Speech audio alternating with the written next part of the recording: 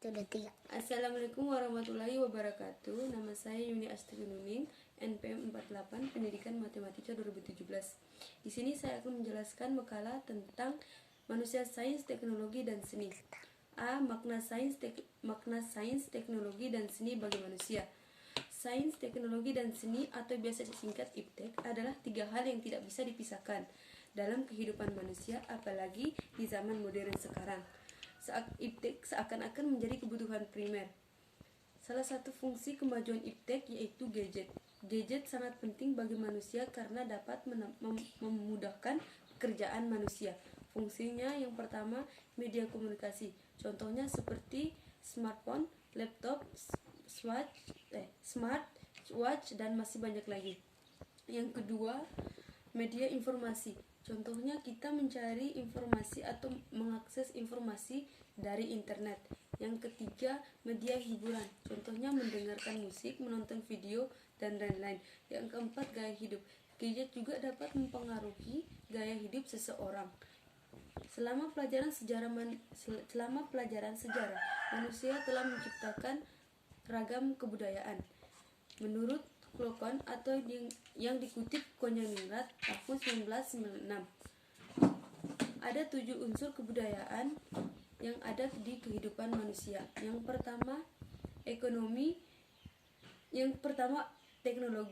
atau peralatan hidup. Yang kedua, ekonomi. Yang ketiga, sistem kemasyarakatan. Yang keempat, sistem bahasa.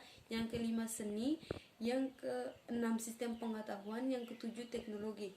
Ketujuh unsur di atas dapat dikatakan unsur kebudayaan universal karena ada dalam kehidupan manusia.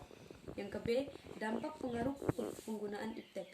IPTEK memiliki manfaat besar dan memiliki dampak bagi manusia. Adapun dampak penyalahgunaan IPTEK, yang pertama, bidang informatika. Contoh, penyebaran informasi yang tidak benar sehingga dapat merugikan orang lain. Yang kedua, bidang persenjataan. Contoh, menimbulkan kerusakan atau kerugian yang lebih besar dan korban yang lebih banyak. Yang ketiga, bidang biologi. Kerusakan lingkungan hidup akibat eksploitasi yang berlebihan.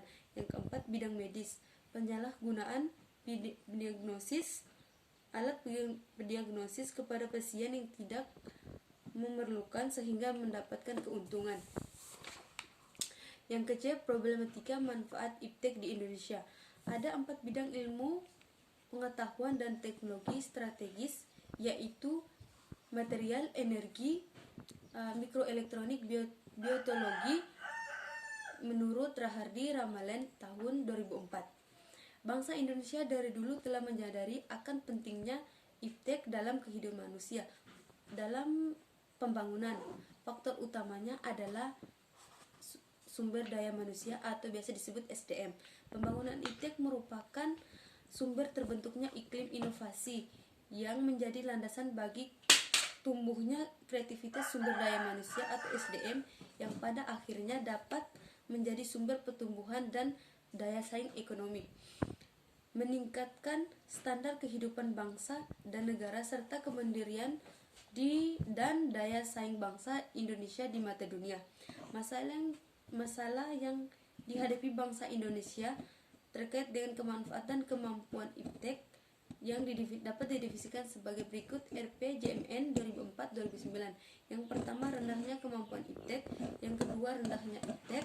Yang keempat, belum optimalnya mekanisme IPTEK. Yang keempat, lemahnya sinergi IPTEK. Yang kelima, terbatasnya sumber daya IPTEK. Yang keenam, belum berkembangnya IPTEK. Yang ketujuh, belum optimalnya peran IPTEK. Yang kedelapan, lemahnya peran IPTEK dalam mengantisipasi dan menanggulangi bencana. Sekian dari saya. Wassalamualaikum warahmatullahi wabarakatuh.